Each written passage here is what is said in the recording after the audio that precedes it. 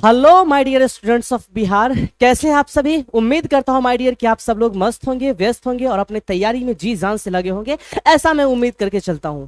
मेरे भाई, आज की जो क्लास है वो काफी ज्यादा इंपॉर्टेंट क्लास होने वाली है, क्योंकि आपका जो सिलेबस है मेरे भैया, उसमें बेसिकली दो बुक के बारे में जिक्र किया गया है। एक तो है रेनबो और दूसरा है मेरे भैया जिसका नाम है स्टोरी ऑफ इंग्लिश।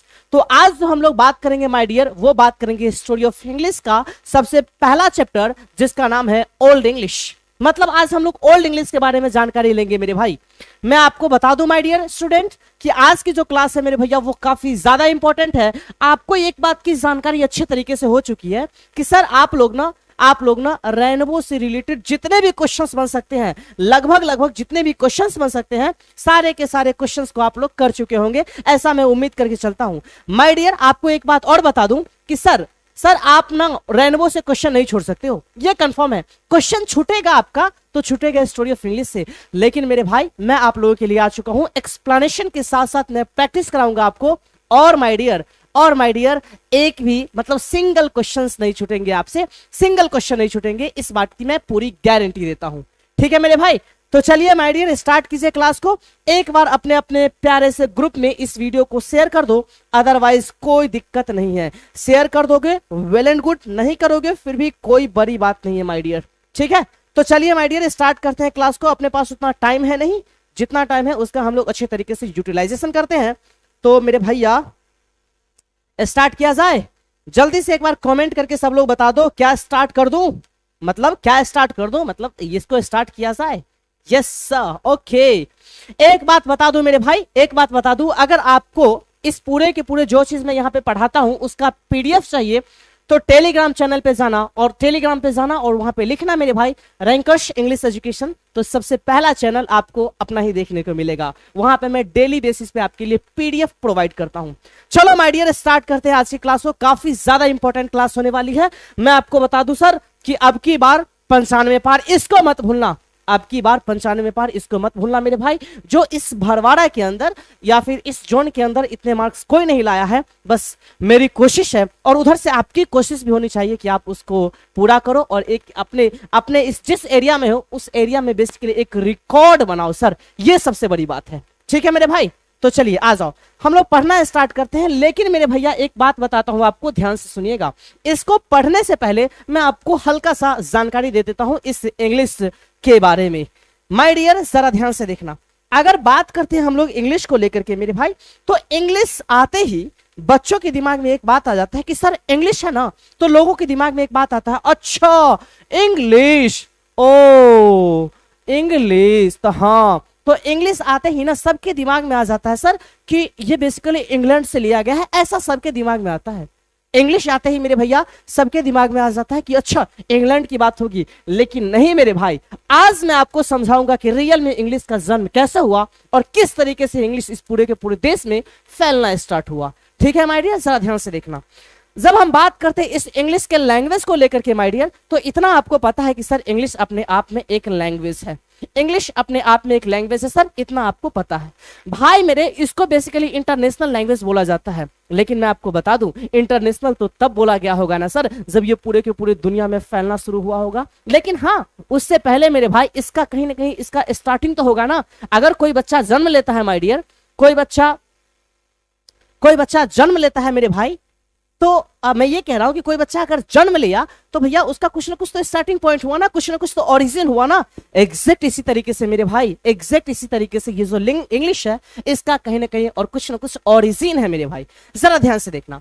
मैं बात करता हूं सर 449 को लेकर के, प्लीज माय डियर अच्छे से सुनना। मैं बात करता हूं 449 को लेकर के और दूसरा मैं बात करता हूं 1066 को लेकर के। दोनों को समझना काफी ज्यादा जरूरी है। अगर आप इसको समझ जाओगे ना मेरे भाई, अगर आप इसको समझ जाओगे ना, लिटरली स्पीकिंग माय डियर, कि आपको समझ में रियल में आ जाएगा कि सर इंग्लिश आया कहां से और कैसे आया। ध्यान से देखना मेरे भाई, ये 449 की वो बात है जब मेरे भैया इंग्लैंड जैसे शहर में, माय डियर जरा अच्छे से सुनो, ये 449 की बात है मेरे भाई। इंग्लैंड देश के बारे में आप लोग जानते हो। और वैसे आपको बता दूं इंग्लैंड और पाकिस्तान का मैच होने वाला है, फाइनल महामुकाबला। इंडिया तो चली गई, ठीक है। तो देखिए इंग्लैंड में हुआ क्या मेरे भैया, जरा ध्यान से देखना। ये जर्मनी के लोग ना यहां पे आकर के अटैक कर दिए। कहां के लोग मेरे भाई, तो जर्मन के लोग, यानी जर्मनी के लोग इस इंग्लैंड पे 449 को अटैक कर दिए। अरे मेरे भाई, मैं आपको जानकारी के लिए बता दूं कि सर अटैक जो हुआ होगा ना, इसका मतलब इतना तो कंफर्म है, इस बात की मैं श्योरिटी देता हूं कि सर आप किसी भी इंसान पे अटैक तब करोगे जब आप उससे ज्यादा मजबूत रहोगे। ठीक है मेरे भाई, तो यहां पे जर्मनी ने इस इंग्लैंड में आकर के अटैक कर दिया, इंग्लैंड पे कब्जा जमाना चाहा सर, उस पे कब्जा करना चाहा। अरे मेरे भैया, मामला तो तब गड़बड़ हुआ जब ये तो कब्जा तो करबे किया, लेकिन अपना ही सब कुछ थोपना स्टार्ट कर दिया। वो बोला जे हम कहेंगे से तोरा करना पड़ेगा। ठीक किया, साला हमको भी बड़ा परेशान किया था। इस जो इंग्लैंड है इंडिया पे शासन किया था, तो इससे अच्छा है कि जर्मनी इस पे शासन किया। लो, इस जर्मनी आकर के क्या बोला पता है मेरे भाई, इस जर्मनी आकर के बोला जे हम कहेंगे से तोरा करना पड़ेगा। हो, अब देखो भाई, जर्मनी का 3 गो जाति, मैं नाम बोलता हूं मेरे भैया। एक का नाम था एंजल्स, दूसरा का नाम था सैक्सन, और तीसरा का नाम था ज्यूट्स। ध्यान से सुनना, कितने जाति मेरे भाई, तो 3 जाति। पहला का नाम एंजल्स, दूसरा का नाम सैक्सन, और तीसरा का नाम ज्यूट्स। ये 3 जाति थे पूरे के पूरे जर्मनी में। ये सारे के सारे आकर के और इंग्लैंड पे ले अधिकार जमाना स्टार्ट कर दिया, इंग्लैंड की ऐसी तैसी करना स्टार्ट कर दिया। इसने बोला, अच्छा एक बात बता दूं आपको, एक प्यारा सा बात बताता हूं भैया। ये जो जर्मनी है ना भाई मेरे, ये जो जर्मनी है ना, हो तो जर्मनी का लैंग्वेज था इंग्लिश। अच्छा, जर्मनी का लैंग्वेज क्या था, इंग्लिश था। अब इस जर्मनी वाला आकर के इंग्लैंड पे अधिकार कर लिया। अब बोला जे हम लैंग्वेज बोलते हैं ना, सो तुमको बोलना पड़ेगा। मतलब जिस लैंग्वेज का इस्तेमाल मैं करता हूं माय डियर, एग्जैक्ट तुमको भी उसी लैंग्वेज का इस्तेमाल करना पड़ेगा। इंग्लैंड वाला परेशान, बोला ठीक है भाई, वहां हम यही करेंगे। अब क्या किया पता है माय डियर, इस जर्मनी ना आकर के इंग्लैंड पे अधिकार कर लिया। आई बोला कि हम्मर लैंग्वेज बोलना पड़ेगा, हम्मर, समझ रहा है, नहीं तो ये कर देंगे वो कर देंगे, गलिया फलिया दिया। मतलब मैं जो बोलूंगा उसी लैंग्वेज का इस्तेमाल करना पड़ेगा। ठीक है भाई, अगर ऐसा बात है तो ठीक है। बेचारा इंग्लैंड भूखा नंगा उस समय अभी तो अच्छा बन गया है। अब बेचारा आकर के परेशान होकर के बोला ठीक है मेरे भाई, अगर कहते हो तो ठीक है। अब मेरे भाई जो जर्मनी इस पे अधिकार किया था, अब तू सोच के बताना, एक कर लैंग्वेज था इंग्लिश, ये अधिकार किया इंग्लैंड पे, तो इंग्लैंड वाले को बोलना पड़ेगा इंग्लिश।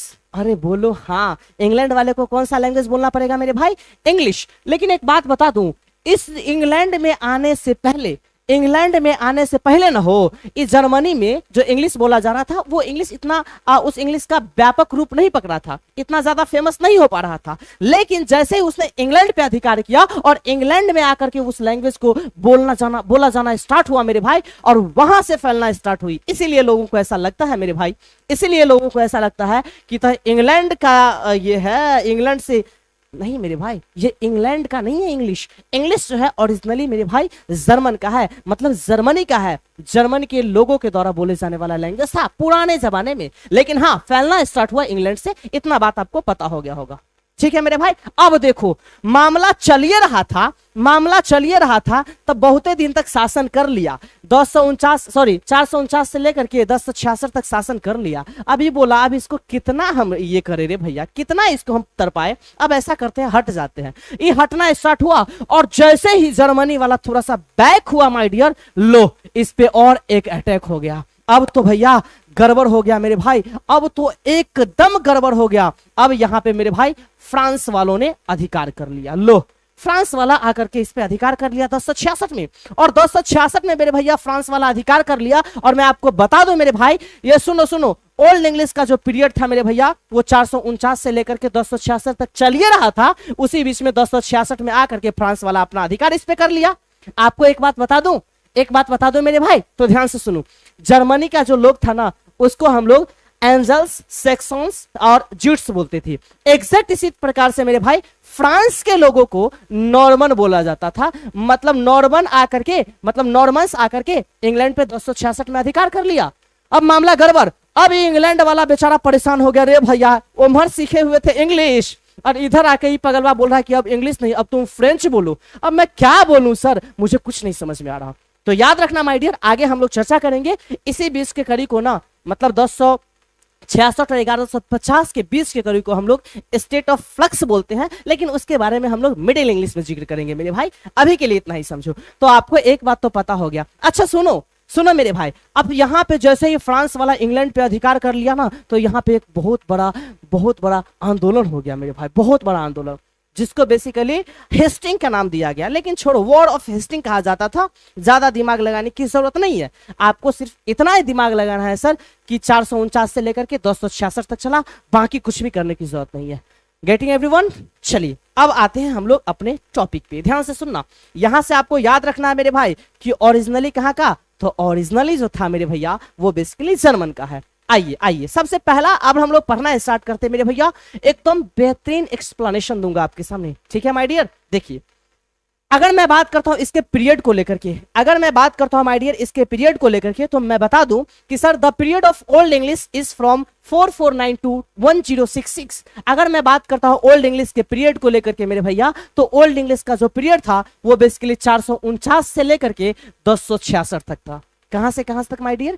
449 से 1066 तक था। इसको आपको याद रखना है सर। दूसरा पॉइंट की ओर अगर मैं बढ़ता हूं सर, तो old English is also known as Anglo Saxon and Anglo Celtic. अच्छा, ओल्ड इंग्लिश का बेसिकली दो गो नाम था। ओल्ड इंग्लिश को मेरे भैया, ओल्ड इंग्लिश को ही माय डियर एंग्लो सैक्सन कहा जाता था, या फिर इसी को एंग्लो सेल्टिक कहा जाता था। दोनों पॉइंट आपको याद रखना है। एक बार फिर से सुनो, ओल्ड इंग्लिश की शुरुआत या फिर ओल्ड इंग्लिश का पीरियड कहां से कहां तक, तो मैं बता दूं माय डियर कि ओल्ड इंग्लिश का पीरियड 449 से लेकर के 266 तक था। और ओल्ड इंग्लिश का बेसिकली दो गो नाम, एक नाम एंग्लो सैक्सन और दूसरा नाम एंग्लो सेल्टिक। दोनों इंपॉर्टेंट पॉइंट था। और जो चीज मैं पढ़ाऊंगा सब चीज इंपॉर्टेंट है। और आपको पता होगा sir it is originally a German language. Real में अगर बात किया जाए ना, रियल में अगर बात किया जाए कि सर ये जो इंग्लिश है वो कहाँ का लैंग्वेज है, तो ओरिजिनली मतलब रियल में ये जो है ना वो बेसिकली जर्मन का लैंग्वेज है माय डियर। इतनी बातें आपको पता होनी चाहिए, ठीक है मेरे भाई।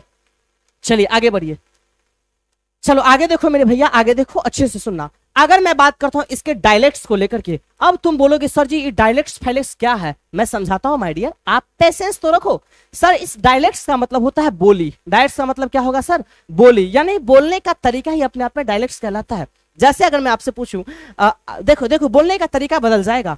आप कहां जा रहे हैं, एक बोलने का तरीका ये हुआ। अच्छा, कोई मैथिली में बोलेगा तो बोलेगा अहाँ कतऽ जाइ छियै, ये दूसरा लैंग्वेज हुआ। अच्छा, कोई अगर सोचेगा कि सर भोजपुरी में बोले तो बोल सकते हैं अरउआ कहाँ जात बानी। अगर अपना ठेठी में बोलना होगा, रे छोड़ा कहाँ जाइ छे।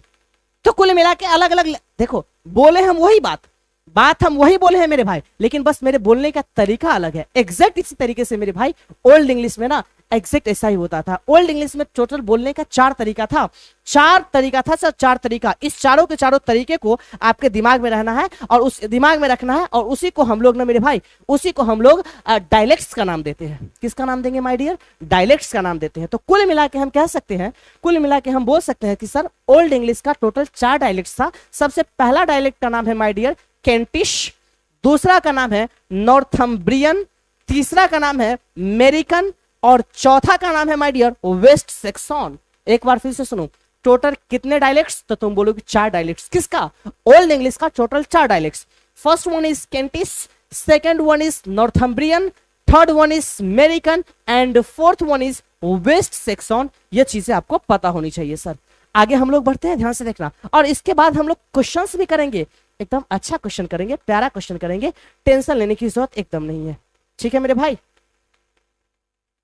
चलिए आगे देखिए, आगे आते हैं हम लोग। आगे देखिए, अगर मैं बात करता हूं कि sir characteristics of old English का रियल में कैरेक्टर कैसा है, तो मैं आपको एक बात बताता हूं। अभी हम लोग जो ABCD लिखते हैं ना, वो इस तरीके से लिखने हो, ABCD इस तरीके से लिखते हैं ना। लेकिन मैं एक बात बताऊं, इसको हम लोग अल्फाबेट बोलते हैं, ठीक है। लेकिन जो पुराने जमाने में जो लिखा जाता था ना ओल्ड इंग्लिश में जो लिखा जाता था ना वो लिखा जाता था बेसिकली र्यूनिक अल्फाबेट में। आप बोलोगे सर र्यूनिक अल्फाबेट क्या होता है? र्यूनिक अल्फाबेट बेसिकली पिक्टोरियल होता है माय डियर, पिक्चर के हिसाब से दिखाया जाता है, या फिर एक लाइन की तरह होता है, लाइन की तरह। इसको पढ़ पाओगे? अगर हम लिखना पंकज, लो पंकज, अब लो, या पढ़ पाओगे? नहीं। ये जो है ना सर पिक्टोरियल होता था, या फिर सिंबॉलिक होता था, मतलब सिंबल के हिसाब से दिखाते थे, या फिर लाइन के हिसाब से दिखाते थे, या फिर पिक्चर के हिसाब से दिखाते थे। तो उसी को हम लोग यूनिक अल्फाबेट बोलते हैं। तो आपको याद रखना है मेरे भैया कि ओल्ड इंग्लिश के अंदर ओल्ड इंग्लिश के अंदर मेरे भैया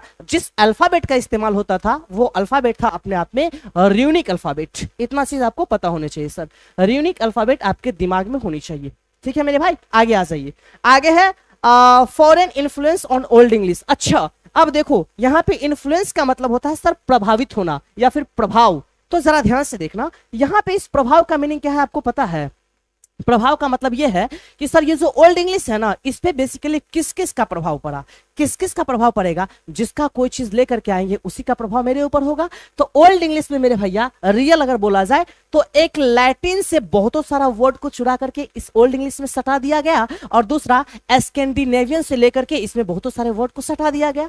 मतलब स्कैंडिनेवियन का बहुतों सारा वर्ड आया, दूसरा लैटिन का बहुतों सारा वर्ड को चुरा चुरा करके इस इंग्लिश में डाल दिया गया मेरे भाई। तो इस दोनों का इन्फ्लुएंस काफी ज्यादा रहा, इन दोनों का प्रभाव अपने ओल्ड इंग्लिश पे बहुत ज्यादा रहा सर। इतनी बातें आपको पता होनी चाहिए। ठीक है मेरे भाई, याद रखना, एक तो है लैटिन और दूसरा है स्कैंडिनेवियन। आगे हम लोग बात करते हैं, जरा ध्यान से देखना। आगे बात किया जाए my dear, golden period of old English literature. Old English literature का बेसिकली गोल्डन पीरियड कौन सा रहा है? ओल्ड इंग्लिश लिटरेचर का my dear golden period, old English literature का बेसिकली गोल्डन पीरियड कौन सा रहा है? तो जरा ध्यान से देखना मेरे भाई लोग, जरा अच्छे से देखना। ठीक है, देखिए, the period of king Alfred called the golden period of English literature. मैं आपको बता दूं मेरे भाई, मतलब किंग अल्फ्रेड का पीरियड है ना सर, किंग अल्फ्रेड का जो पीरियड है ना, उसी को basically golden period of English literature कहा जाता है। एक बार सुनो, किंग अल्फ्रेड जो है ना उस टाइम का स्कॉलर हुआ करते थे, स्कॉलर, समझ में आ रहा है? और उन्हीं के वजह से मतलब उनका जो पीरियड था ना, किंग, वो जो स्कॉलर किंग अल्फ्रेड था सर, उनका जो पीरियड था ना, उसी पीरियड को हम लोग golden period of English literature कहते हैं सर। इतना आपको पता होना चाहिए। ठीक है, आपसे पूछेगा कि निम्नलिखित में से किसको golden period of English literature कहते हैं, तो आपको पता होना चाहिए सर वो जो चीज है ना, मतलब वो जो ये है उसका नाम है Alfred, king Alfred. That is very much important my dear. ठीक है मेरे भाई, अब हम लोग आगे बात करते हैं, ध्यान से देखो। अगर हम लोग बात करते हैं मैन्युस्क्रिप्ट को लेकर के, मैन्युस्क्रिप्ट किसको बोलते हैं पता है? मैन्युस्क्रिप्ट का मतलब होता है माय डियर, सुनो जरा, मैन्युस्क्रिप्ट का मतलब होता है मेरे भैया हस्तलिपि, मतलब हाथ से लिखा गया बहुत सारे बुक है, उसमें से सबसे पहला का नाम आपके सामने मैं लिख रहा हूं सर, उसका नाम है माय डियर बीवुल्फ, मतलब द बीवुल्फ। दूसरा है द जूनियस, तीसरा है द एग्जिटर बुक, और चौथा है द वर्सेली बुक। चार चीजें आपको पता होना चाहिए। अगर मैं बात करता हूं मैन्युस्क्रिप्ट के बारे में मेरे भाई, तो मैन्युस्क्रिप्ट बोलते हैं ऐसा बुक जिसको हाथ से द्वारा लिखा जाता है, दैट इज कॉल्ड मैन्युस्क्रिप्ट। ठीक है मेरे भाई, तो उसमें सबसे पहला है the Beowulf, the Junius, the Exeter book, the Vercelli book. ये चारों चीज आपको पता होनी चाहिए सर। ठीक है मेरे भाई, बोलो कोई दिक्कत? चलिए, कोई दिक्कत नहीं होगा। अब हम लोग प्रैक्टिस के ऊपर बढ़ते हैं। Let's practice my dear. ये देखो लिख दिया हूं, समझ में आया? Let's practice. आते हैं सबसे पहले क्वेश्चन की ओर। जल्दी से आप छापना इस क्वेश्चन का जवाब, जल्दी से छापना मेरे भाई, क्योंकि you became the expert of old English. ठीक है मेरे भाई, जल्दी से बताओ प्लीज माय डियर, जल्दी से बताइए, क्योंकि आप लोग तो बहुत प्यारे बच्चे हैं, वो बहुत प्यारे बच्चे हैं, जल्दी से बता दो, इतने प्यारे बच्चे हैं, जल्दी से बता दो please. Right on my dear. Okay, एकदम सही जवाब है, सबका जवाब एकदम सही आ रहा है सर, टेंशन लेने की जरूरत नहीं है। यस, एकदम सही है। देखिए क्वेश्चन लिखा हुआ है the period of old English starts from. Old English का पीरियड बेसिकली कहां से स्टार्ट हुआ था? तो आपको पता है सर कि ओल्ड इंग्लिश का जो पीरियड है वो बेसिकली 449 से स्टार्ट हुआ था, और कहां तक चला था? 266 तक चला था। लेकिन क्वेश्चन में पूछा है कि सर स्टार्ट कहां से हुआ, तो आपका करेक्ट आंसर होगा माय डियर, करेक्ट आंसर होगा ए फॉर एप्पल, मतलब ऊपर का वाला होगा ए फॉर एप्पल। टेंशन मत लो, डी लग गया है। सुनो, देखो बेवकूफो, देखो ऑप्शन में मैं किस तरीके से घुमाया हूं, पहले मैं दे दिया हूं डी। ठीक है, तो ये सब देख के मारना, इसलिए डी फॉर डेली एकदम करेक्ट आंसर होगा। ठीक है मेरे भाई, आप लोग ए मत सोचना, ए तो यहां पर लिखा है दूसरा वाला में, समझ में आ रहा है? मतलब किस तरीके से घुमा रहा हूं, समझ रहे हो? चलो देखो, आगे देखो, आ जाओ अगले क्वेश्चन की ओर मेरे भाई। नेक्स्ट क्वेश्चन आपके सामने है the Anglo sections were people. The Anglo sections were people blank. Anglo section जो था ना वो बेसिकली कहाँ का पीपल था?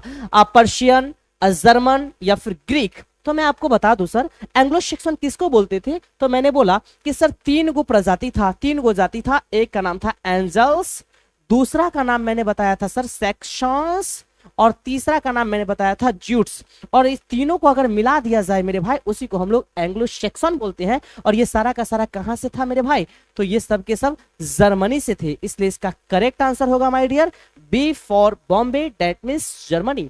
जर्मनी एकदम सही जवाब होगा मेरे भाई, जर्मनी एकदम करेक्ट आंसर है। बोलो किसी को कोई दिक्कत? चलिए आइए अगले क्वेश्चन की ओर आइए। नेक्स्ट क्वेश्चन आपके सामने ये है सर, अच्छे से देखिएगा। क्वेश्चन लिखा हुआ है how many dialects of old English are there. भैया मेरे ओल्ड इंग्लिश में बेसिकली कितने डायलेक्ट्स थे? तो मैंने आपको बताया कि सर ओल्ड इंग्लिश में कुल मिला के 4 डायलेक्ट्स थे, केंटिक्स, नॉर्थम्ब्रियन, मर्सन और वेस्ट सेक्शन। आपको पता है सर, ठीक है। तो एक बात बताइए, how many dialects of old English literature. Old English literature में बेसिकली कितने डायलेक्ट्स थे? ऑप्शन है 4, 3, 6 या फिर 5। तो आपको पता है माय डियर कि 4, that means A for apple correct answer हो जाएगा। A for apple my dear एकदम सही जवाब है। नेक्स्ट क्वेश्चन आपके सामने ये रहा, प्यारा सा क्वेश्चन है, ध्यान से देखिए। क्वेश्चन लिखा हुआ है which of the following is not the dialects of old English. निम्नलिखित में से कौन ओल्ड इंग्लिश का डायलेक्ट नहीं है?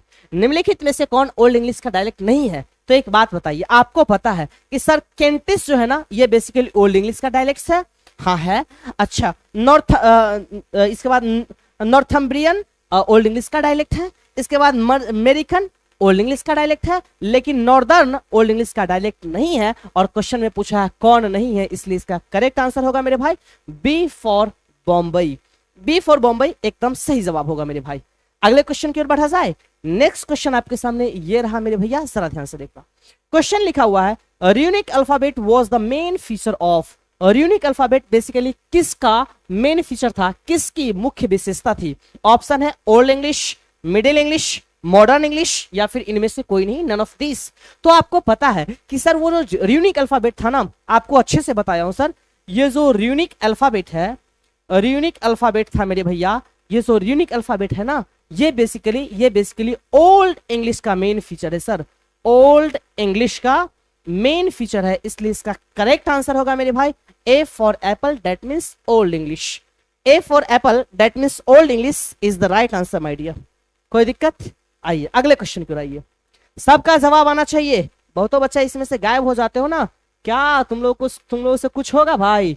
कुछ नहीं होगा। देखो अगला है नॉर्मन्स बिलोंग टू। नॉर्मन जो था ना, वो बेसिकली कहां से बिलोंग करता था? तो आपको पता है कि 449 में जो उधर से आकर के इस पे अटैक किया, उसको मैंने एंग्लो सेक्सन बोला। और 266 में फ्रांस के लोगों ने इस पे अटैक किया, वहीं के लोगों को हमने नॉर्मन्स बोला। इसलिए इसका करेक्ट आंसर होगा France, that means C4 China. ठीक है मेरे भाई, नहीं C4 चांद के पार चलो। ठीक है, आ जाओ। ला ला ला ला ला। अगले क्वेश्चन की ओर। नेक्स्ट क्वेश्चन आपके सामने है sir, the period of which king is called the golden period for English literature. एक बार फिर से सुनो, किस राजा के पीरियड को हम लोग golden period of English literature कहते हैं? ऑप्शन है चार्ल्स, एल्फ्रेड, एडवर्ड। तो आपको पता है सर, एल्फ्रेड जो है ना, एल्फ्रेड, इसी के पीरियड को मैंने बोला था, या फिर इसी के पीरियड को हम लोग बोलते हैं क्या चीज मेरे भाई? तो golden period for English literature, that means B for Bombay is right answer my dear. बोलो कोई दिक्कत? ओके, कोई दिक्कत नहीं है मेरे प्यारे भाइयों को। आगे आइए।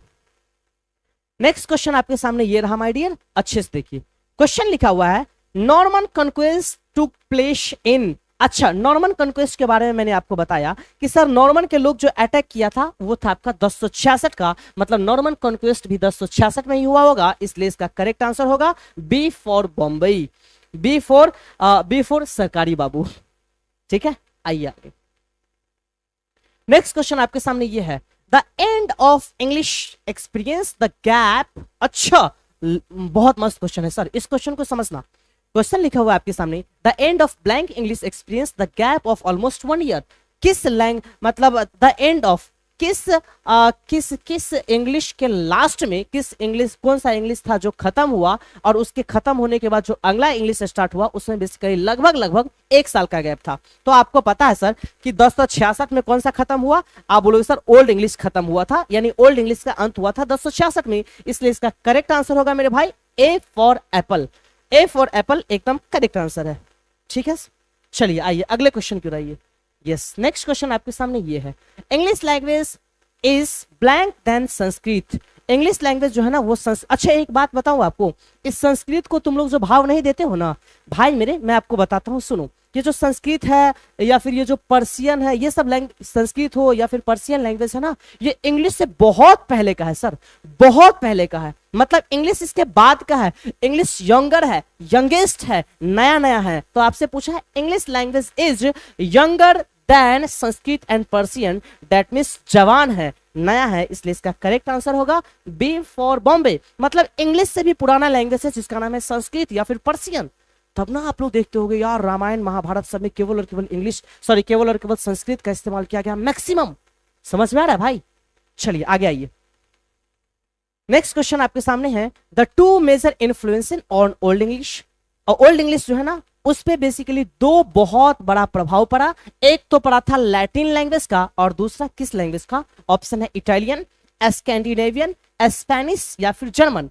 तो आपको पता है मेरे भैया कि इस ओल्ड इंग्लिश पे बेसिकली दो लैंग्वेज का, सॉरी दो लैंग्वेज का बेसिकली काफी ज्यादा प्रभाव पड़ा था। एक था मेरे भैया लैटिन और दूसरा था Scandinavian. That means B for Bombay, Scandinavians. बोलो कोई दिक्कत मेरे भाई? कोई दिक्कत नहीं होना चाहिए मेरे हिसाब से। ठीक है, बढ़ जाए आगे। आगे आइए, 12वां क्वेश्चन आपके सामने, आपका इंतजार कर रहा है मगर चुपके। देखो क्वेश्चन लिखा हुआ Anglo Saxon belong to blank tribe. अच्छा एक बात बताओ, आपको पता है कि सर मैंने बताया आपको एंग्लो सेक्शन के बारे में, मैंने जिक्र किया ना हो एंग्लो सेक्शन के बारे में, तो मैंने बताया था कि सर एंग्लो सेक्शन किस किस चीज से मिलकर के बना है? तुम बोलोगे सर जी एंजल से मिलकर के बना है। पहली बात एंजल से मिलकर के, दूसरा मैंने बोला सर सैक्सन से मिलकर के बना, और तीसरा मैंने जिक्र किया भैया ज्यूट से मिलकर के बना। और इस तीनों से मिलकर के जिसका निर्माण हुआ था उसी को मैंने एंग्लो सेक्शन बोला। इतना बात आपको पता होना चाहिए कि सर उसी को मैंने एंग्लो सेक्शन बोला।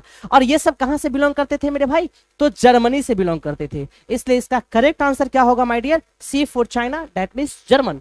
सी for China, that means German, एकदम करेक्ट आंसर है। ठीक है भाई, आइए नेक्स्ट क्वेश्चन आपके सामने ये रहा मेरे भाई, जरा ध्यान से देखना। The period of old English lies between blank 80 to blank. आहा, ओल्ड इंग्लिश का जो पीरियड है मेरे भैया वो बेसिकली कहां से कहां तक रहा?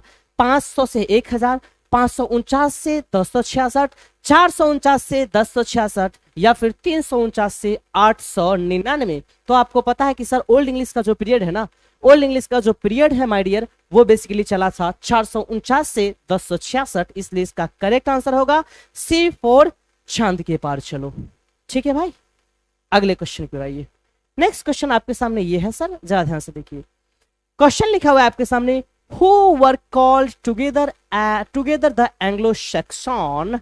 अच्छा, एंग्लो सेक्शन बेसिकली ना, एंग्लो सेक्शन बेसिकली किस किस के साथ आता है? तो आपको पता है एंजल से मिलकर के बना है, सेक्शन से मिलकर के बना है, ज्यूट से मिलकर के बना है। मैं साफ साफ कह सकता हूं कि सर तीनों से मिलकर के बना है। इसलिए इसका करेक्ट आंसर होगा डी फॉर डेली। यहाँ पे टुगेदर शब्द का इस्तेमाल किया है, साथ साथ, that means D for daily एकदम करेक्ट आंसर होगा सर।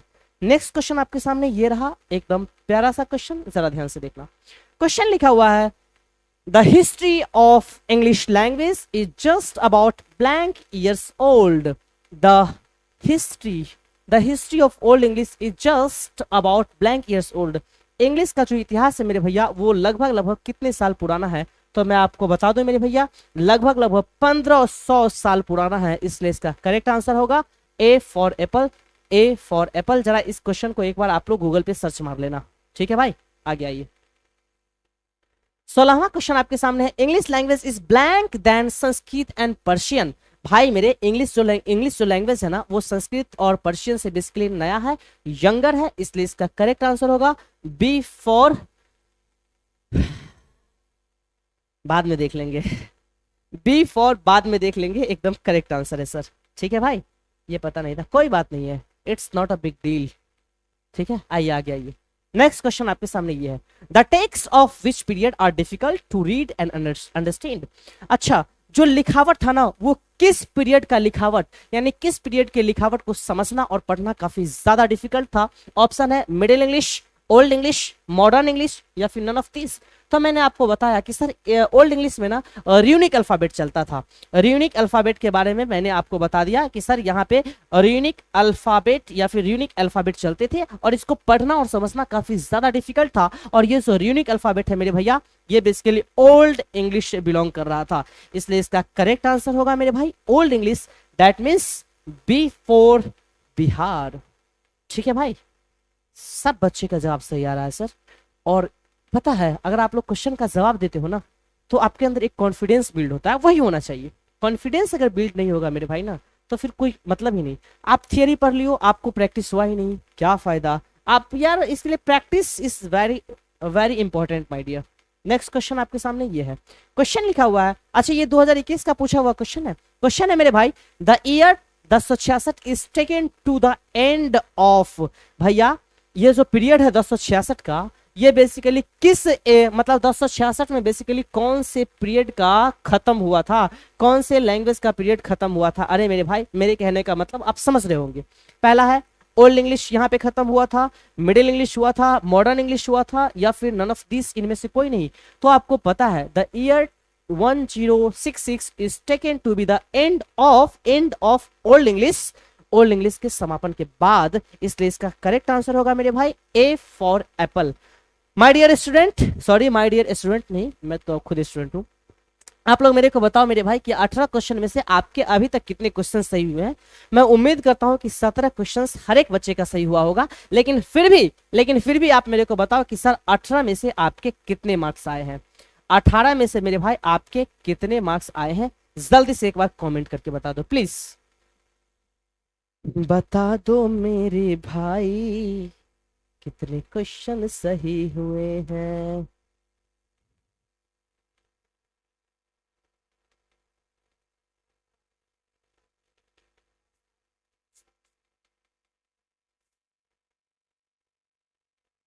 चलिए हम लोग स्टार्ट करते हैं और हम लोग समझने की कोशिश करते हैं कि सर, हम लोग समझने की कोशिश करते हैं कि रियल में ये मिडिल इंग्लिश जो था या फिर मिडिल इंग्लिश में क्या क्या हुआ था मेरे भैया, जरा उसको सीखने की कोशिश करते हैं। जरा ध्यान से देखना मेरे भाई, आपको एक चीज पता है कि सर ये जो इंग्लिश था उसको बेसिकली 3 फेज में मैंने डिवाइड करके चला था, इस बात की जानकारी आपको है। सबसे पहला हमने बात किया था ओल्ड इंग्लिश, अगर आपको याद होगा तो पहला था ओल्ड इंग्लिश। दूसरा मैंने बात किया था मेरे भाई मिडिल इंग्लिश, ध्यान से सुनना, एक एक चीज याद भी हो जाएगा, मिडिल इंग्लिश। और हम लोग लास्ट में जो बात करेंगे वो है आपका मॉडर्न इंग्लिश, जो अभी भी चल रहा है, इतना आपको पता होना चाहिए मेरे भाई। जरा ध्यान से देखना, जब हम लोग बात करते हैं इस ओल्ड इंग्लिश को लेकर के मेरे भैया, तो आपको इस बात की जानकारी अच्छे से हो चुकी है कि सर ये जो ओल्ड इंग्लिश है ना, ये बेसिकली 449 से 1066 तक चला था, इतना बात आपको पता है। सर एग्जैक्ट इसी तरीके से अगर बात किया जाए सर, तो ये जो मिडिल इंग्लिश है ना सर, ये बेसिकली 1150 से 1500 तक चला था। और ये जो मॉडर्न है मेरे भैया, ये बेसिकली 1500 से अभी तक चल रहा है। जरा ध्यान से देखना मेरे भाई, मैंने आपके सामने इंग्लिश के 3 फेज को डिवाइड किया। सबसे पहला मैंने बोला ओल्ड इंग्लिश, दूसरा मैंने बोला मिडिल इंग्लिश, और तीसरा मैंने बोला मॉडर्न इंग्लिश। मेरे भाई आपको इस बात की जानकारी अच्छे से है, आप गौर से देखोगे मेरी जान, तो आपको एक बात पता चलेगा, सर इस 1066 से और 1066 और 1150 में बहुतों दिन का गैप है, बहुत सालों का गैप है। ये जो गैप है मेरे भैया, तो सवाल पैदा होता है कि सर अगर ओल्ड इंग्लिश 1066 में खत्म हुआ, अगर ओल्ड इंग्लिश 1066 में ही खत्म हो गया मेरे भैया, तो फिर 1150 से कैसे मिडिल इंग्लिश स्टार्ट हुआ, इसको तो 1066 में ही स्टार्ट होना चाहिए। एक बात आपको पता है कि सर जैसे ही आपको मैं हर चीज बता चुका हूं, सर इधर जर्मनी वाला अटैक किया और उधर फ्रांस वाला अटैक किया, फ्रांस बोल रहा था हमार लैंग्वेज बोलो, जर्मनी बोल रहा था मेरा लैंग्वेज बोलो। इस स्थिति में लैंग्वेज बौरा गई थी, लैंग्वेज का दिमाग काम करना बंद कर दिया था, वहां के लोगों का, इंग्लैंड के लोगों का दिमाग काम करना बंद कर दिया था। इंग्लैंड के लोग इस बात को लेकर के सोच में पड़े हुए थे कि मैं रियल में मैं किस लैंग्वेज का इस्तेमाल करूं।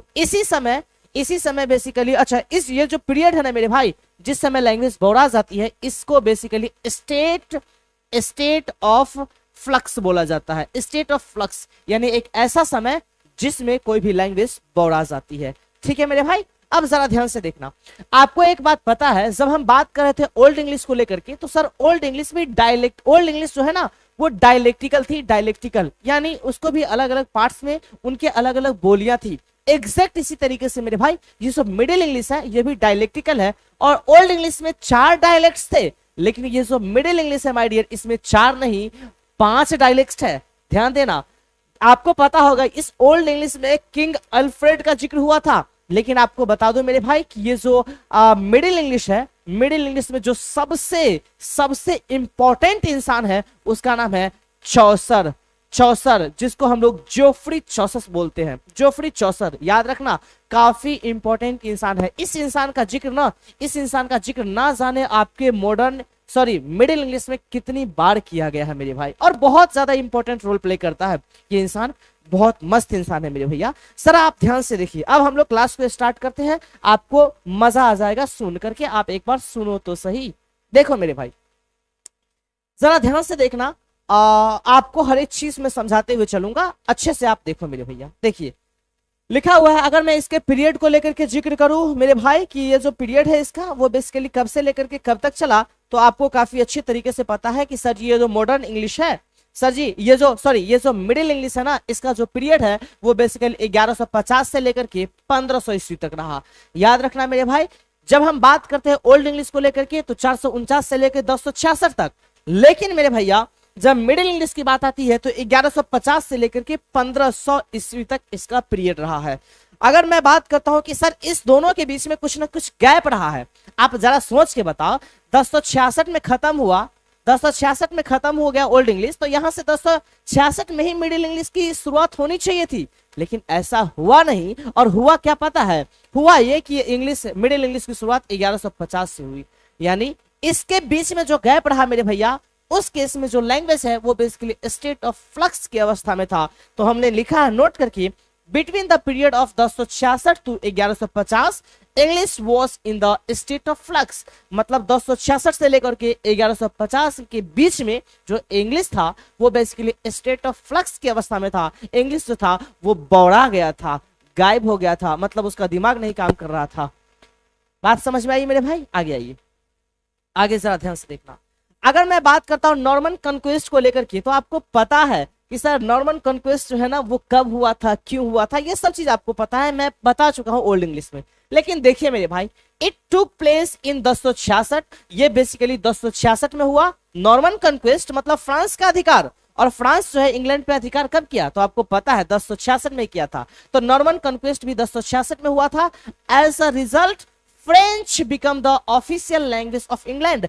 इस समय परिणाम यह हुआ, जब 1066 में नॉर्मन कॉन्क्वेस्ट हुआ ना, इस समय परिणाम इतना घातक हो गया कि फ्रांस वाला अटैक किया इंग्लैंड पे, तो फ्रांस का भाषा था फ्रेंच, तो उसने बोला कि मेरा लैंग्वेज पूरा इंग्लैंड में चलेगा, मेरे बाप की बपौती चलेगी, मतलब चलेगी। तब जाकर के मेरे भाई ऑफिशियल लैंग्वेज के रूप में फ्रेंच आ गया था, याद रखना मेरे दोस्त।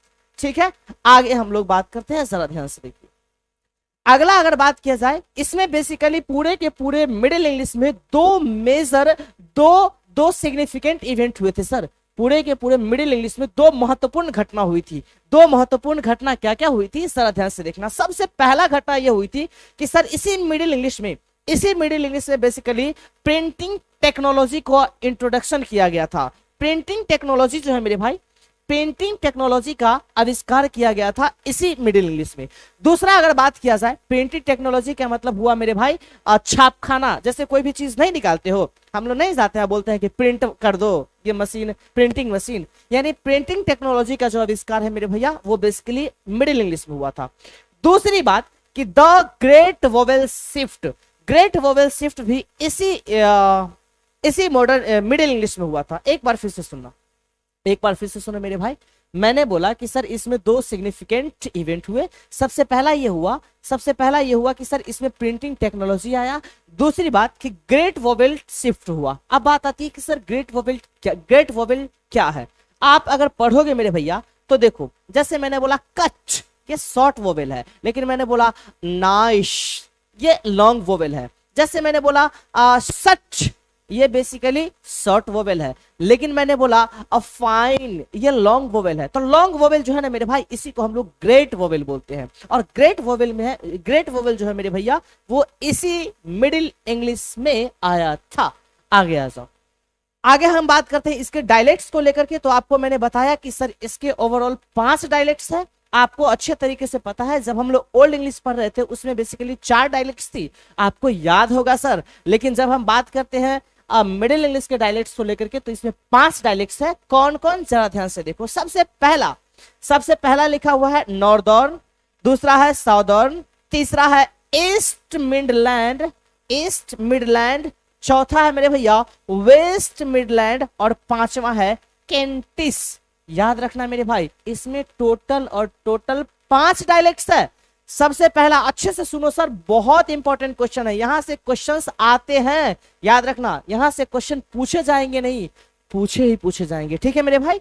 जरा ध्यान से देखो, मैंने बोला कि सर टोटल मिडिल इंग्लिश में 5 डायलेक्ट्स है। सबसे पहला डायलेक्ट मैंने बोला नॉर्दर्न, दूसरा मैंने बोला साउदर्न, तीसरा ईस्ट मिडलैंड, चौथा वेस्ट मिडलैंड, और 5वां केंटिस। अगर आपको याद होगा मेरी जान, तो ये भी बात आपको पता है कि सर ये जो केंटिस है ना, ये जो केंटिस है, ये बेसिकली ओल्ड इंग्लिश का भी डायलेक्ट रह चुका है।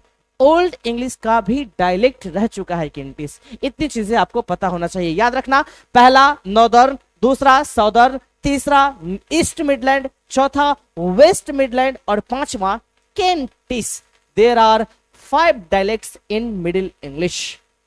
ठीक है मेरे भाई, आगे आइए। आगे अगर बात किया जाए, जरा ध्यान से देखना, अभी का जो इंग्लिश जो चल रहा है ना मेरे भाई, अभी का जो इंग्लिश चल रहा है मॉडर्न इंग्लिश, ये बेसिकली ईस्ट मिडलैंड का ही पार्ट है, इसलिए मैंने इसको नोट करके लिखा है modern English came from east Midland dialect. ये जो मेरे भाई मॉडर्न इंग्लिश है, ये बेसिकली ईस्ट मिडलैंड डायलेक्ट से निकल करके आया है, वहीं से हमने इसको चुराया और इसका इस्तेमाल करना हम लोगों ने शुरू कर दिया। ठीक है मेरे दोस्त, आगे आइए मेरे भाई। आगे हम लोग बात करते हैं कि सर इसमें well known writers of middle English से कुछ इंपॉर्टेंट राइटर है जो कि आपके एग्जामिनेशन में काफी ज्यादा पूछे जाते हैं और आपके एग्जामिनेशन के पॉइंट ऑफ व्यू से काफी ज्यादा इंपॉर्टेंट है। जरा ध्यान से देखना, सब बात आती है इस चौसर को लेकर के, तो आपको पता है कि सर ये जो चौसर है ना, ये बेसिकली लिखने का काम किए थे, उस बुक का नाम है द कैंटरबरी टेल्स। याद रखना मेरे भाई, ये जो चौसर है मेरे भैया, इसका पूरा नाम है जोफ्री चौसर। ये लिखने का काम किया है द कैंटरबरी टेल्स। जब हम बात करते हैं इस गोवर को लेकर के, तो गोवर लिखने का काम किए थे मेडिटेंटिस। जब बात आती है लैंगलैंड को लेकर के, तो ये लिखने का काम किया था पियर्स द प्लोमैन। ये सारी चीज आपको पता होना चाहिए। जब बात आती है विक्लिफ को लेकर के, तो विक्लिफ जो थे ना मेरे भाई, ये इंसान बाइबल को इंग्लिश में ट्रांसलेट कर दिए। बहुत बड़े इंसान थे विक्लिफ, इन्होंने पूरे के पूरे बाइबल को इंग्लिश में ट्रांसलेट करके रख दिया। बात समझ में आई मेरे भाई, ध्यान से सुनना। सबसे पहला मैंने बोला चौसर बेसिकली लिखने का काम किया है कैंटरबरी टेल्स। दूसरा मैंने बात किया गोबर, वो गोबर नहीं जो भैंसी देती है, गाय देती है, नहीं भैया, जो आप लोग छिटा पे उठा करके लेके जाते हो, नहीं वो नहीं, ये गोबर नाम है। ये जो गोबर है मेरे भाई, ये लिखने का काम किया था मेडिटेंटिस। जब बात आती है लैंगलैंड को लेकर के, ये इंसान लिखने का काम किया पियर्स द प्लोमैन। और विक्लिफ जो था ना, विक्लिफ, ये पूरे के पूरे बाइबल को इंग्लिश में ट्रांसलेट कर दिया। ठीक है मेरे भाई, आगे आइए, आगे आजा मेरे भाई, ध्यान से सुनना। अब हम लोग बात करते हैं जरा इस चौसर के बारे में कि चौसर का बहुत ज्यादा इंपॉर्टेंट रोल रहा है। इसलिए तो मैंने स्टार्टिंग में ही बता दिया कि सर ये जो है ना पूरे के पूरे मिडिल इंग्लिश में चौसर नाम ही काफी है। सर चौसर नाम काफी है। क्या है चौसर के अंदर, जरा ध्यान से देखना। Geoffrey Chaucer is called the father of English literature. रे भैया, ये कोई आम इंसान नहीं है। Father of literature, father of English literature and the father of English poetry. आपको मैं बता दूं कि ये जो चौसर है ना मेरे भाई, इसको बेसिकली पूरे के पूरे इंग्लिश के साहित्य का पिताजी कहा जाता है, ओकर बाबूजी है ही। आ जितने तू कविता पढ़ता है ना, जितने पोइट्री पढ़ता है, सब के बाबूजी चौसर को ही बोला जाता है। बात समझ में आया? मतलब इतने कविता ओकर बाप चौसर। ठीक है मेरे भाई, तो आपको पता होना चाहिए सर इस बात की जानकारी आपको होनी चाहिए। जब बात आती है इंग्लिश लिटरेचर के फादर को लेकर के, तो उसका नाम है जेफरी चौसर। जब बात आती है इंग्लिश पोएट्री को लेकर के, तो उसके पिताजी का भी नाम है मेरे भैया जेफरी चौसर। चौसर नाम ही मिडिल इंग्लिश में काफी है। आगे अगर बात करते हैं, Bible was translated into English by Wycliffe. मैंने बता दिया आपको कि सर पूरे के पूरे बाइबल को ट्रांसलेट करके रख दिया इंग्लिश में। उस इंसान का नाम था विक्लिफ। काफी इंपॉर्टेंट नाम है सर, और आपके एग्जामिनेशन के लिए फेवरेट है, VVI है, पूछे जाने की संभावना है। ठीक है मेरे दोस्त, तो मैं इतना चीज पढ़ा दिया हूं। अब हम लोग आते हैं क्वेश्चन के प्रैक्टिस के ऊपर, और मैं उम्मीद करता हूं मेरे भाई कि आपको हर चीज कवर हो गया होगा। अब हम लोग प्रैक्टिस करना स्टार्ट करते हैं। आइए मेरे दोस्त आइए, लेकिन एक बार रिवीजन कर लो मेरे साथ। जहां पे हो वहीं पे बैठ के बोलना प्लीज, जहां पे हो वहीं पे बोलना, जरा ध्यान से देखना। अगर मैं बात करता हूं मिडिल इंग्लिश के पीरियड को लेकर के मेरे भाई, तो मिडिल इंग्लिश का पीरियड क्या रहा? अरे जहां हो बोलो, तो आपको पता होना चाहिए 1150 में शुरू हुआ और कब तक चला था? तो 1500 तक चला था। अगर हम बात करते हैं मेरे भैया 1066 से लेकर के 1150 के बीच के अवस्था को मैंने क्या बोला?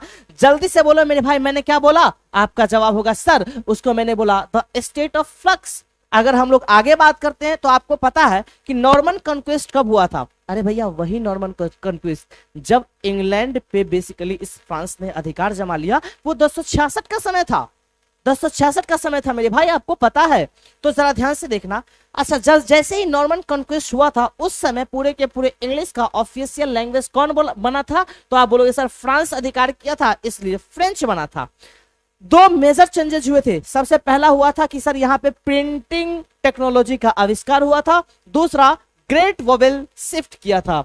अगर मैं बात करता हूं इसके डायलेक्ट को लेकर के, तो आपको पता है कि सर मिडिल इंग्लिश का 5 डायलेक्ट्स है।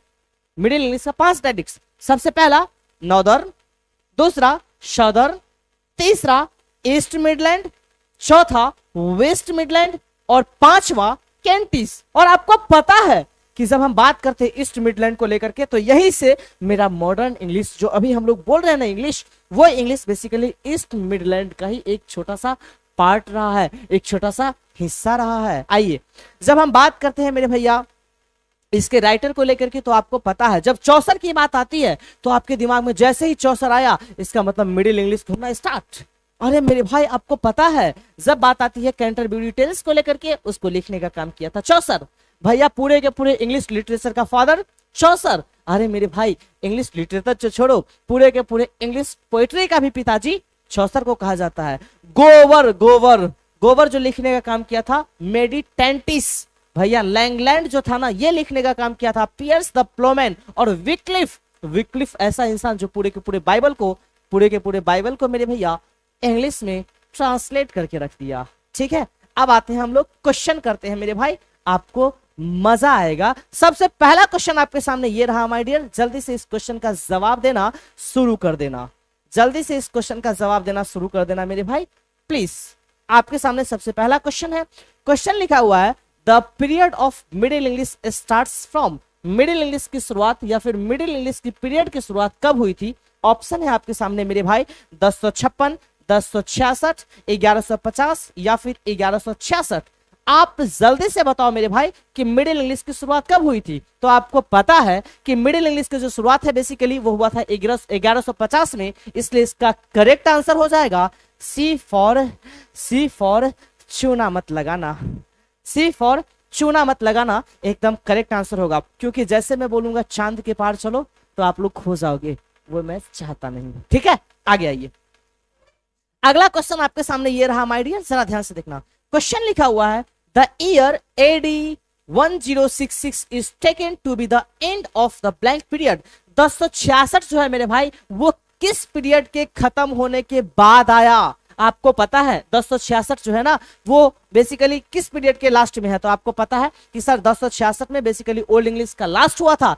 देखो सुनना, क्वेश्चन को समझना अच्छे से। क्वेश्चन लिखा हुआ है the year 1066 is taken to be the end of blank period. भैया मेरे ये किस पीरियड के खत्म के बाद आया? तो आपको पता है, ऑप्शन है middle English, modern English, none of this, या फिर ओल्ड इंग्लिश। तो आप अच्छे से जानते हो सर ओल्ड इंग्लिश के खत्म होने के जस्ट बाद आया, इसलिए इसका करेक्ट आंसर होगा D for Darbhanga. D for Darbhanga is the right answer everyone. अगले क्वेश्चन की ओर बढ़ा जाए। चलिए एक बात बताना, आप मेरे को जल्दी से कमेंट करके बताना कि सर मॉडर्न इंग्लिश की शुरुआत कब हुई थी। वैसे मैं इसको एक्सप्लेन करता हूं। जब मिडिल इंग्लिश की बात आती है तो मिडिल इंग्लिश की जो शुरुआत है वो बेसिकली 1150 से हुई थी और 1500 ईस्वी तक चली थी। जब बात आती है मॉडर्न इंग्लिश को लेकर के मेरे भाई, तो ये 1500 में शुरू हुई थी और अभी तक चल रही है। जब बात आती है ओल्ड इंग्लिश को लेकर के, तो इसका जो पीरियड है वो 449 से 1066 का रहा है। हर एक चीज आपको पता होना चाहिए, ठीक है मेरे दोस्त। आइए नेक्स्ट क्वेश्चन आपके सामने ये रहा, एकदम प्यारा सा क्वेश्चन है, ललन टॉप क्वेश्चन है। क्वेश्चन देखिए, क्वेश्चन लिखा हुआ है आपके सामने, during which period did the great vowel shift take place. किस पीरियड में ग्रेट वोवेल शिफ्ट हुआ? ऑप्शन है old English, early middle English, later middle English, या फिर मॉडर्न इंग्लिश। याद रखना, याद रखना किस पीरियड में हुआ था। तो देखो पीरियड बेसिकली दो रहा है, एक रहा है अर्ली मिडिल इंग्लिश जब शुरुआत हुआ था, दूसरा रहा है लेटर मिडिल इंग्लिश। तो आपको याद रखना है मेरे भाई कि ये जो पूरा का पूरा जो ग्रेट वोवेल शिफ्ट हुआ था वो हुआ था लास्ट में 1776 में, सॉरी 1500, क्या बोल रहा हूं मेरे भाई,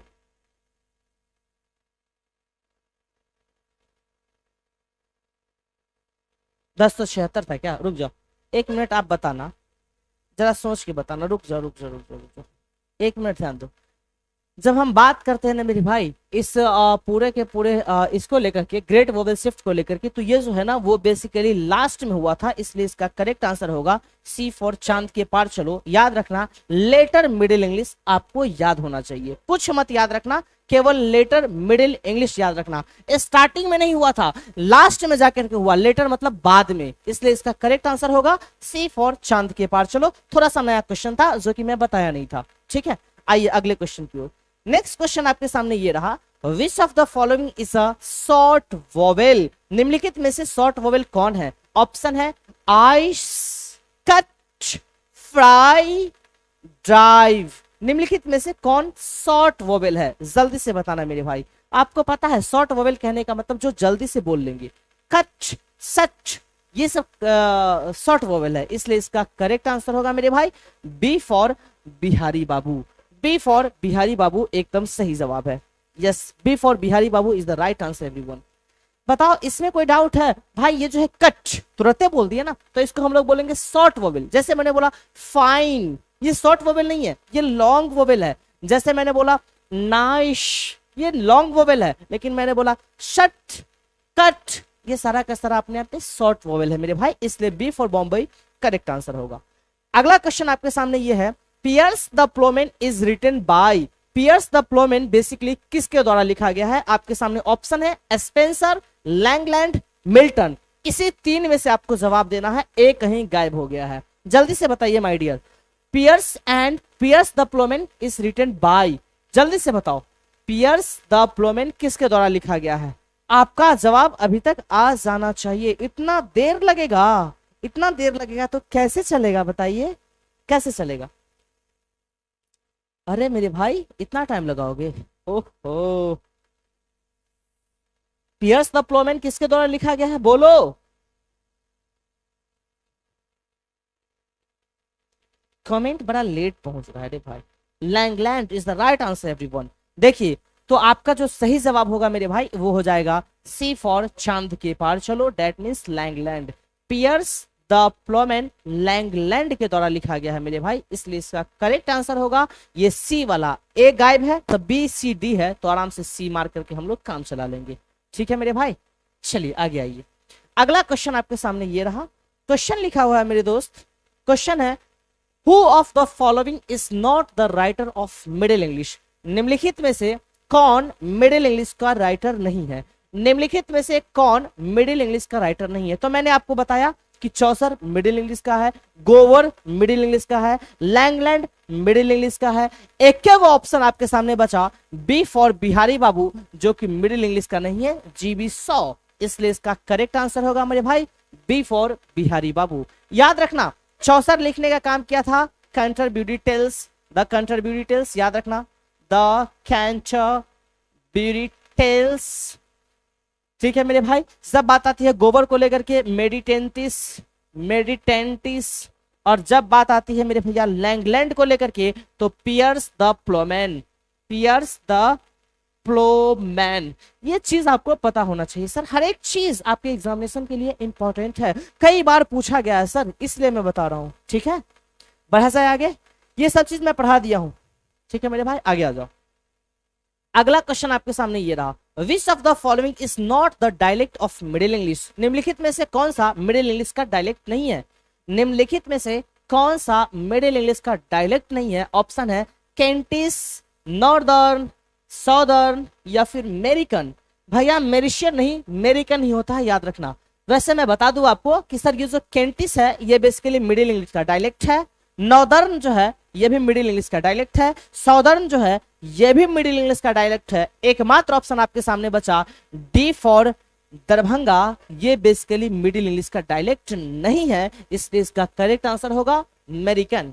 अमेरिकन एकदम सही जवाब है मेरे भाई, अमेरिकन एकदम सही जवाब है।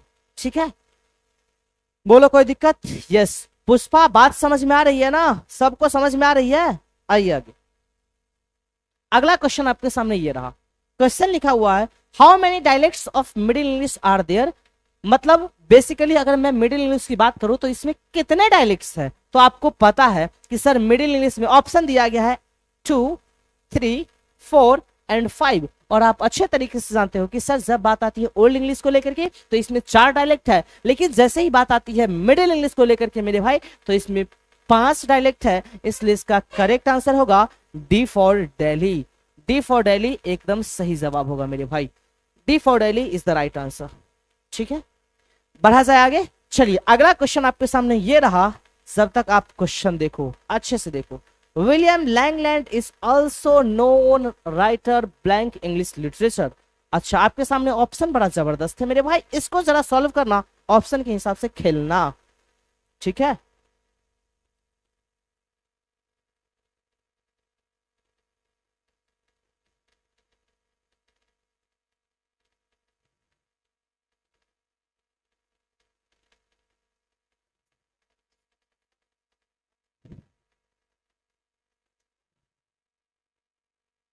जल्दी से बता दीजिए उसका आंसर क्या होगा। क्या होगा, क्या होगा, इसका आंसर क्या होगा? बताओ मेरे भाई। विलियम लैंगलैंड, आपको पता है ना जब हम बात करते हैं लैंगलैंड को लेकर के तो ये तो मिडिल इंग्लिश का राइटर है, मिडिल इंग्लिश का राइटर है मेरे भाई, इसलिए इसका करेक्ट आंसर होगा Middle English, that means B for Bihari babu एकदम सही जवाब है। अरे भैया हम तो कई बार बता चुके हैं कि सर गोबर, चौसर, लैंगलैंड या फिर विक्लिफ, ये सारा का सारा अपने आप में बेसिकली मिडिल इंग्लिश का राइटर है मेरे भाई। ठीक है, आइए आगे अगले क्वेश्चन की ओर बढ़ते हैं मेरे भाई। नेक्स्ट क्वेश्चन आपके सामने ये रहा, blank marks the end of old English. भैया ओल्ड इंग्लिश बेसिकली कब खत्म हुआ था? 449, 449, 1066, 1166 या फिर 1200? तो आपको पता है कि जब हम ओल्ड इंग्लिश की बात करते हैं तो ओल्ड इंग्लिश जो समाप्त हुआ था मेरे भाई वो 1066 में हुआ था, इसलिए इसका करेक्ट आंसर हो जाएगा बी फॉर बिहारी बाबू एकदम सही जवाब है। बी फॉर बिहारी बाबू एकदम करेक्ट आंसर है मेरे दोस्त। अगले क्वेश्चन की ओर बढ़ते हैं। नेक्स्ट क्वेश्चन आपके सामने ये रहा, क्वेश्चन जरा ध्यान से समझना। क्वेश्चन लिखा हुआ है मेरे भैया, from which dialect has the modern English developed. From which dialect has the modern English developed. अभी जो हम लोग मॉडर्न इंग्लिश बोल रहे हैं आपको मैं बता चुका हूं, ये जो मॉडर्न इंग्लिश है मेरे भैया वो बेसिकली ईस्ट मिडलैंड से आया है। मैं बताया हूं कि जो अभी जो हम लोग बोल रहे हैं ये बेसिकली मॉडर्न इंग्लिश है, और ये जो मॉडर्न इंग्लिश है मेरे भाई वो उसको बेसिकली उठा करके लाया गया है, चुरा करके लाया गया है ईस्ट मिडलैंड से, इसलिए इसका करेक्ट आंसर हो जाएगा सी फॉर चांद के पार चलो। सी फॉर चांद के पार चलो एकदम सही जवाब है। ठीक है, कोई दिक्कत मेरे भाई? नहीं। चलिए आगे आइए। अगला क्वेश्चन आपके सामने ये है, क्वेश्चन लिखा हुआ है the major linguistic change is known as. The major linguistic change is known as. अगर मैं बात करता हूं, ध्यान से देखना मेरे भाई, सबसे बड़ा चेंज जो हुआ था ना पूरे के पूरे मिडिल इंग्लिश में, जो सबसे बड़ा चेंज हुआ था वो दो हुआ था। एक तो हुआ था कि ग्रेट वोवेल शिफ्ट हुआ था, और दूसरा प्रिंटिंग टेक्नोलॉजी आई थी। लेकिन ये दोनों अपने आप में चेंज है, लेकिन इसमें भी सबसे बड़ा चेंज जो आया था मेरे भाई, जो सबसे बड़ा चेंज के रूप में आया, उसका नाम है the great vowel shift. That means C for चांद के पार चलो, एकदम करेक्ट आंसर होगा। सी फॉर चांद के पार चलो, एकदम करेक्ट आंसर होगा। ठीक है, वैसे अगर चेंज की मैं बात करता हूं तो मिडिल इंग्लिश में दो चेंज हुए। एक तो हुआ कि ग्रेट वोवेल शिफ्ट हुआ, और दूसरा चेंज हुआ कि प्रिंटिंग टेक्नोलॉजी आई। लेकिन मेरे भाई आपको पता है इस दोनों में सबसे बड़ा जो काम हुआ था वो हुआ था the great vowel shift. Next question की ओर बढ़ते हैं। अगला क्वेश्चन आपके सामने ये रहा। आजकल बच्चों को इजी चीज पढ़ने में बड़ा मजा आता है, और जिसका एग्जामिनेशन से कोई लेना देना नहीं रहता। यहां से क्वेश्चंस आएंगे, आपको मजाक लग रहा है, आपसे मैं इस बात का गारंटी दे सकता हूं कि यहां से एक दो क्वेश्चन आपको देखने को मिलेगा, किसी भी कीमत पे मिलेगा। ठीक है, क्योंकि कई बार पूछा गया है सर, आप उलट करके तो देखो, मिडिल इंग्लिश से क्वेश्चंस आते हैं, लेकिन बच्चा को खाली क्या पढ़ना है पता है? Sweetest love I do not go कौन लिखा? Yes, John Donne. कब जन्म हुआ था? ये। फायर हिम कौन लिखा? पागल हो, कुछ नहीं होगा उससे। आगे मेरे भाई आगे आइए। अगला क्वेश्चन है आपके सामने, the name Augustan was given the end of early century. इस क्वेश्चन को आप मार्क कर लीजिएगा और याद कर लीजिएगा। इस क्वेश्चन को ध्यान से देखना, VVI क्वेश्चन तो नहीं है, लेकिन हाँ स्टार कर लेना, कहीं पूछ दे। देखो, the name Augustan was given to the end of early century. ये ऑगस्टन नेम जो है ना वो बेसिकली कब दिया गया था, किस सेंचुरी के स्टार्टिंग में दिया गया था, मतलब किस सेंचुरी के? तो आपको मैं पता, end of early century, early 18th century. That means before Bombay. Before Bombay एकदम करेक्ट होगा। इसको आप नोट कर लेना और इसको दिमाग में नोट कर लेना। अगर हो सके मेरे भाई तो इसका स्क्रीनशॉट ले लीजिए, ताकि आप इसको कॉपी में, आप अपने नोटबुक में नोट कर लेना। प्लीज जल्दी से स्क्रीनशॉट को ले लिए। ले लो, मैं हट जाता हूं। चलो ठीक है, आगे आइए। अगला क्वेश्चन आपके सामने ये रहा। क्वेश्चन लिखा हुआ है मेरे भैया, who is called the father of English poetry. मैं आपको बता चुका हूं, मैंने आपको बताया कि सर जब बात आती है फादर ऑफ इंग्लिश लिटरेचर की, उसमें भी नाम आता है चौसर का। जब बात आती है फादर ऑफ इंग्लिश पोइट्री की, उसमें भी नाम आता है जेफरी चौसर का। इसलिए इसका करेक्ट आंसर होगा सी फॉर चांद के पार चलो, दैट मीन्स जेफरी चौसर। आपको पता है सर, कई बार बता चुका हूं कि इंग्लिश पोएट्री का जो फादर है, इंग्लिश पोएट्री का जो पिताजी है, बाबूजी है, वो बेसिकली जेफरी चौसर ही है। इसलिए इसका करेक्ट आंसर होगा सी फॉर चांद के पार चलो। ठीक है, नेक्स्ट क्वेश्चन आपके सामने ये रहा। आप जल्दी से बताओ मेरे को, ये जो जॉन गोवर है, ये क्या लिखा था? तो आपको पता होना चाहिए मेडिटेंटिस। जब बात आती है विलियम शेक्सपियर को, तो विलियम शेक्सपियर का 3-4 आपको याद रखना। सबसे पहला ओथेलो, ओथेलो काफी ज्यादा इंपॉर्टेंट है, ओथेलो। दूसरा मेकबेथ, ये चीज पता होना चाहिए। तीसरा ओथेलो, मेकबेथ, और तीसरा हैमलेट, हेलमेट नहीं हैमलेट, ये भी कई बार पूछा गया है मेरे भाई। ठीक है, तो ये सारी चीजें आपको पता होना चाहिए। आगे बढ़ा जाए मेरे दोस्त। चलिए अगला क्वेश्चन आपके सामने ये रहा। क्वेश्चन लिखा हुआ है, 15 नंबर क्वेश्चन है मेरे भाई, who translated Bible into English. Basically मेरे भैया बाइबल को इंग्लिश में किसने ट्रांसलेट किया था, जरा सोच के बताना। ऑप्शन है चौसर, गोवर, लैंगलैंड या फिर विक्लिफ। जल्दी से बताओ मेरे भाई कि किसने पूरे के पूरे बाइबल को इंग्लिश में ट्रांसलेट करके रख दिया। तो आपको पता है कि सर पूरे के पूरे बाइबल को इंग्लिश में ट्रांसलेट किया था, उस इंसान का नाम था विक्लिफ। इसलिए डी फॉर दिल्ली एकदम सही जवाब होगा विक्लिफ एकदम सही जवाब है मेरे दोस्त। ठीक है, कहीं से कोई दिक्कत नहीं होगा माय डियर। चलिए आगे बढ़ते हैं हम लोग, जरा ध्यान से देखना। अगला क्वेश्चन आपके सामने ये रहा, 16वां नंबर क्वेश्चन है sir, the Canterbury Tales was written bye.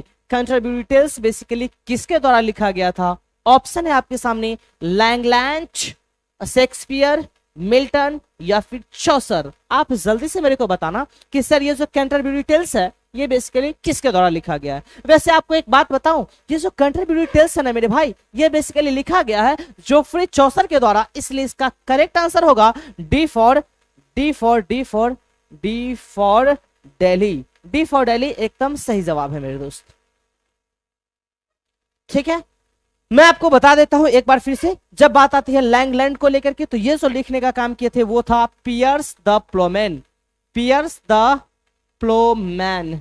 ठीक है मेरे भाई, जब बात आती है शेक्सपियर को लेकर के तो अभी मैंने बोला हैमलेट काफी ज्यादा इंपॉर्टेंट है, ओथेलो काफी ज्यादा इंपॉर्टेंट है, इसके बाद मैंने बोला मेकबेथ काफी ज्यादा इंपॉर्टेंट है, ये सारी चीजें काफी ज्यादा इंपॉर्टेंट है। जब बात आती है मिल्टन को लेकर के तो मिल्टन के बारे में अभी हमको कुछ पता है नहीं ज्यादा। जब बात आती है चौसर को लेकर के तो आपको पता है कि ये जो चौसर है ये basically father of English literature कहलाता है, यही चौसर फादर ऑफ इंग्लिश पोएट्री कहलाता है, और यही चौसर द कैंटरबरी टेल्स को भी लिखा है। चलिए अगले क्वेश्चन की ओर बढ़ते हैं मेरे भाई। नेक्स्ट क्वेश्चन आपके सामने ये रहा, जरा ध्यान से देखिए। क्वेश्चन लिखा हुआ है the great vowel shift took place during, great vowel basically किस दौरान पे शिफ्ट हुआ था? ऑप्शन है old English, middle English, modern English या फिर ब्रिटिश इंग्लिश। आपको मैं बता चुका हूं मेरे भाई कि ये जो ग्रेट वोवेल है वो बेसिकली मिडिल इंग्लिश में शिफ्ट हुआ था, इसलिए इसका करेक्ट आंसर होगा B for Bihari babu. B for Bihari babu एकदम सही जवाब है सर, मिडिल इंग्लिश। कोई दिक्कत मेरे दोस्त? मैं उम्मीद करता हूं माय डियर कि अभी तक जितना मैं पढ़ाया हूं उसमें से लगभग क्वेश्चंस का जवाब अभी तक आप लोग दे चुके हो। लेकिन अगर मैं आपसे पूछ दूं कि आपने कितने क्वेश्चन का जवाब दिया इस 17 में से, तो जरा जल्दी से कमेंट करके मेरे को बताओ ना कि आपने कितने मार्क्स सही किए। प्लीज माय डियर, कम से कम अगर किसी का 14 मार्क्स आया है 17 में से, समझना कि आप बहुत बेस्ट पोजीशन पे हो। आप जल्दी से ईमानदारी से बताना मेरे भाई कि आपके कितने मार्क्स आए हैं इस 17 में से। प्लीज मेरे भैया जल्दी से कमेंट करके बताओ।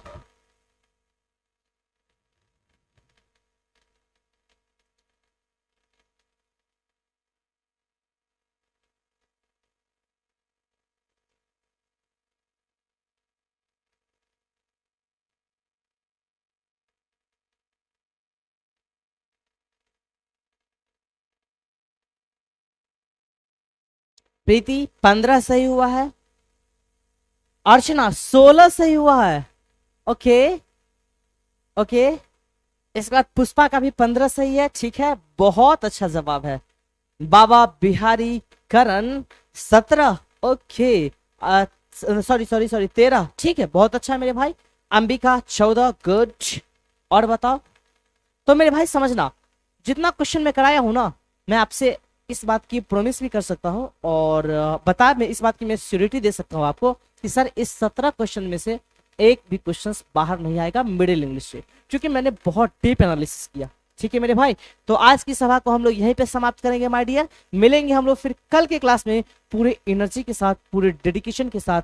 बने रहना, और वो हल्का हल्का चीज पढ़ने से अब काम नहीं चलने वाला है मेरे भाई, अब आपको कुछ नया करना पड़ेगा।